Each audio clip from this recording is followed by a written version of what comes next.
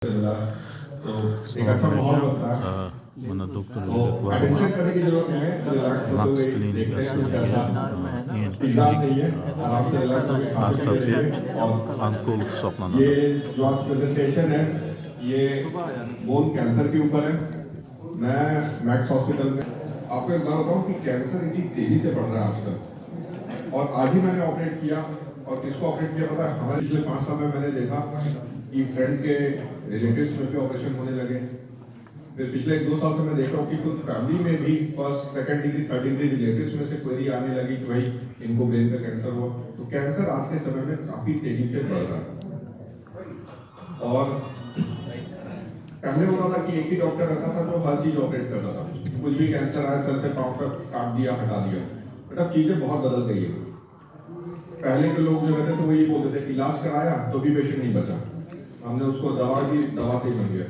तो ऐसा इसलिए होता था क्योंकि जो मल्टी स्पेशलिटी केयर होती है, जो मल्टी डिसिप्लिनरी अप्रोच होता है, कैंसर की बीमारी एक लोकल बीमारी नहीं है कि अगर इधर उंगली में कैंसर हुआ और पहले लोग यहाँ से हाथ काट देते थे तो भी सिर्फ 20% बचते थे, 80% नहीं बचते थे। समय के साथ लोगों को आभास हुआ कि बीमारी लोकल बीमारी नहीं है, इसके जो जीवाणु हैं शरीर में फैले रहते हैं, जेनेटिक्स इसमें इन्वॉल्व रहती है। मसलन ओल दिन और इसमें इलाज के लिए कीमोथेरेपी, रेडिएशन थेरेपी, सही सर्जरी, మన ठीक ओल दिन तरीके से अगर मिस बीमारी को ऑपरेशन निकालें दिला तो मिस बहुत ओनियन ओल इम्पोर्टेंट दिन है। तभी आपको ये बित्ता सक्सेस रक्त मिलता है। सल केल्सा नहीं तो अगर कहीं मोन भी चीजें तक गड़बड़ केल्सा होती है तो फिर कहानी इक्किता तुरंत उस्ता यशदा किसी की जिंदगी की साकिस्ता बात होती यक्तिदा है। केता युस्त ऑपरेशन तो बोलसा हिग्र मत मैं हाजिर बोस कचा 8 बोलिया साल तक मैंने रूटीन युस्त ट्रॉमा ऑपरेशन के लिए युस्त ऑपरेशन बेस फाइव फिर स्टार मेरा गच्ची इंटरेस्ट बोल हुआ कहती है कैंसर में और Ima, Tata imенно memorial hospital Mumbai से ортопедический рак, और ортопедический अभी касались जो онкология. डिपार्टमेंट में हम लोग काम करते हैं इसमें कई वीडियो चीजें हमको देखते हैं। जैसे मैं इन 2 यूनिट्स में हूँ, एक पापड़गंज वैशाली, दोनों लगभग 400 बेडेड हॉस्पिटल्स हैं। जैसे कुछ लोग हेड नेक के कैंसर में ओरल कैंसर, टंग कैंसर ये सब देखते हैं, कुछ एब्डोमिनल के कैंसर देखते हैं, कुछ ब्रेस्ट के अलग स्पेशलिटी में।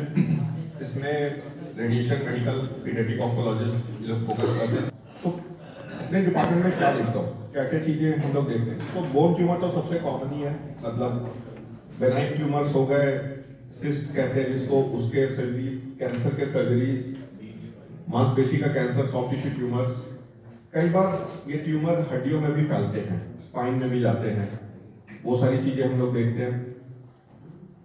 इसके अलावा जो हमारा एक्सटेंशन है, मैं आपको दिखाऊंगा कि रूटीन ऑर्थोपेडिक हम लोग करते हैं तो सिर्फ जॉइंट बदलते हैं, बट ट्यूमर स्पेशलिटी में एक्सपीरियंस होने के बाद ये जो एक डर रहता है ऑर्थोपेडिक्स में कि उसके बियॉन्ड चले गए नर्व है वेसल से, वो सारी चीजें खत्म हो जाती है, क्योंकि हम हड्डी को सिर्फ जॉइंट्स नहीं पूरी की पूरी हड्डी भी बदल देते हैं। आप देखेंगे आगे मैं एग्जांपल दूंगा। तो complex bone and joint reconstruction, कई ऐसे पेशेंट्स आते हैं इराक से जिनको गन शॉट इंजरी थी, पूरा का पूरा हाथ गायब था, हड्डी खत्म थी क्योंकि गन शॉट में सब निकल गया, वो सब रिकंस्ट्रक्ट करना। कई जगह पे इन्फेक्शन ऐसा रहता है कि ठीक नहीं हो रहा, रेडिकल है, उसमें पूरी हड्डी निकाल के बोन ट्रांसप्लांट करना। तो ये सारी चीजें इस स्पेशलिटी में हम लोग करते हैं। कुछ मिनिमली इन्वेजिव टेक्निक्स भी है, जैसे रेडियो फ्रीक्वेंसी एब्लेशन। पहले हर चीज के लिए ओपन सर्जरी की जाती थी, खोल के हटाया। आजकल हम लोग एक इलेक्ट्रोड होता है, तो इलेक्ट्रोड को भी ट्यूमर में डाल के उस ट्यूमर को पूरा जला सकते हैं। ट्यूमर ये बेनाइन ट्यूमर्स में दिखता है। तो ये स्पेक्ट्रम है।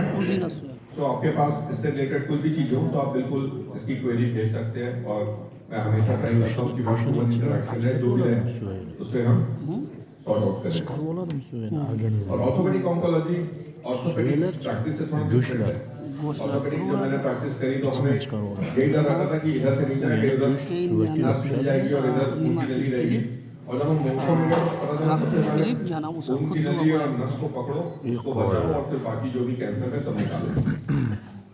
जब मैं प्रैक्टिस करता था हमारे बॉसेस कहते थे कि पैर बचाना तो बेकार है, सोचना ही नहीं चाहिए, बीमारी दोबारा आती है। और जब मैं इसमें प्रैक्टिस करने लगा तब मुझे समझ में आया कि ऐसा तभी होता है अगर आप इस स्पेशलिटी में ट्रेन नहीं है, अगर आप कैंसर में ट्रेन नहीं है। और जो लोग इस तरीके से कैंसर को छेड़ते हैं, यकीन मानिए लगभग 100% बीमारी दोबारा आती है। तो इस चीज को समझना जरूरी है कि जिसको कैंसर के बारे में पता है किस तरीके से सही तरीके से निकालना है, तभी कैंसर की बीमारी नहीं आती है और इसमें क्योर होता है। नहीं तो अब जिसकी बात करेंगे लोग पहला ही काउंसलिंग करते हैं ये देखेंगे सिर्फ सरफेस बदले जाते हैं जो कार्टिलेज है, और ट्यूमर में हम लोग सरफेस नहीं पूरी की पूरी हड्डी बदलते हैं। सिमिलर हिप रिप्लेसमेंट में हिप का जोड़ बदलता है, बट इसमें देखेंगे हिप का जोड़ है, मांसपेशी, जॉइंट्स, कैप्सूल, हर चीज बदलते हैं। तो ये एक अच्छा वीडियो है, इसमें देखिएगा ये पेशेंट इसको अपर टी घुटने के नीचे की हड्डी में कैंसर था, 5 बार ऑपरेट हुई थी।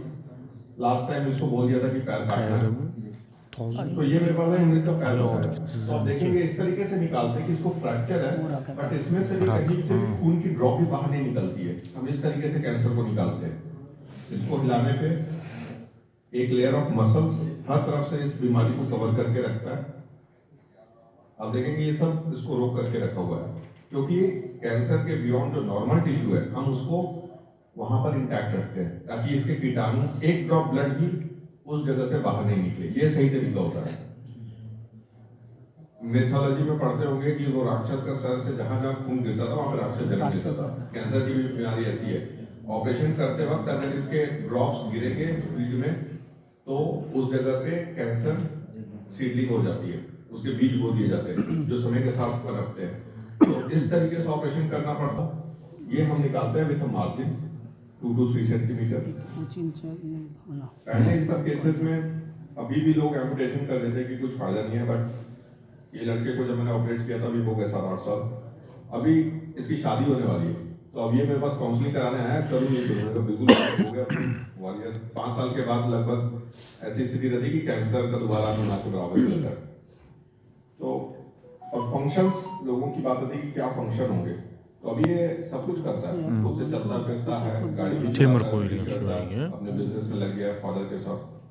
तो चीजें बहुत बदल गई हैं। कैंसर में टैबू नहीं रहा, कैंसर का इलाज संभव है, जड़ से खत्म किया जा सकता है। ये लेडी मेरे पास आई थी बिहार से, और इनका जिस समय बीमारी डेवलप हुई कुछ इग्नोरेंस थी, लैक ऑफ अवेयरनेस, सही जगह पे नहीं गए, घूमते रहे, और धीरे करके बीमारी बढ़ती चली गई। जब ये आए तो ये देखेंगे ये ह्यूमरस है, हमारा शोल्डर जॉइंट पूरा गायब है, कुछ नहीं है, सिर्फ एक ब्लड का थैला, खून का थैला। और इसको बोला गया कि भाई अब यहाँ से हाथ काट थैला था, धीरे धीरे उसमें बीमारी ऑसिफाई हो गई, और फिर फाइनली हमने इनके हाथ को ऑपरेशन करके बचाया, प्रोस्थेसिस लगा करके सारा ट्यूमर निकाला। और ये जो केस जिसमें एम्पुटेशन था, जड़ से यहाँ से काटने की बात हो रही थी, उसका खुद का हाथ, काम करता हुआ हाथ का सब बचा हुआ है। बहुत पुराने समय से जुड़े हुए हैं। मेरे लोग कुछ हो सकते हैं उनके ही केस हो, लोग जानते होंगे कि इराक का बच्चा था जिसको कि पहले किसी ने बोला कि भाई फ्रैक्चर हो गया कैंसर में। ये भी एक मान्यता है कि हड्डी में फ्रैक्चर है तो भी सीधा पैर काट देते हैं, जो सही नहीं है।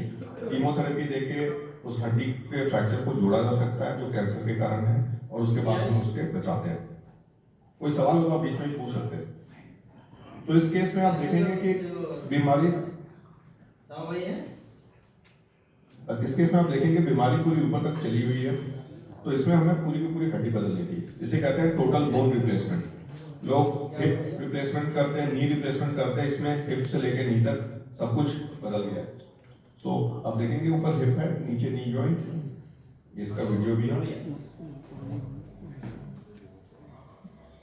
तो जिस साइज का भी ट्यूमर रहता है उस साइज के इम्प्लांट अवेलेबल रहते हैं। अगर मेरे को कल भी ऑपरेशन करना हुआ तो हम ऑर्डर दे करके सब इम्प्लांट्स तुरंत रेडी कर सकते हैं। आज से 10 साल पहले ऐसा नहीं था, आपको ऑर्डर करके इसी के साइज का बनाना पड़ता था इम्प्लांट, बीच में कभी बीमारी बढ़ गई, कुछ हो गया तो बदलना पड़ता था। अब हमारे पास सब कुछ रेडीमेड रहता है, अगर कल भी करना है तो सब कुछ ऑन टेबल हम इसको प्रिपेयर कर सकते हैं। तो ये है इम्प्लांट, जिसमें आप देखेंगे ऊपर हिप जॉइंट, नीचे नी जॉइंट, और इसका एक्सरे ऐसा दिखता है। ये भी है कि मान्यता कि ऑपरेशन के बाद बेड रिटर्न है, ऐसा नहीं। आज ऑपरेशन करते हैं, अगले दिन सब चलवाते हैं, चौथे पांचवें दिन पेशेंट खुद के पैरों पे चलता हुआ जाता है। 3 साल के बाद उसका फॉलो है, तो वो आया अपना सीढ़ियों से हर चीज इंडिपेंडेंट वॉकिंग कर रहा है। तो ये सब एग्जांपल्स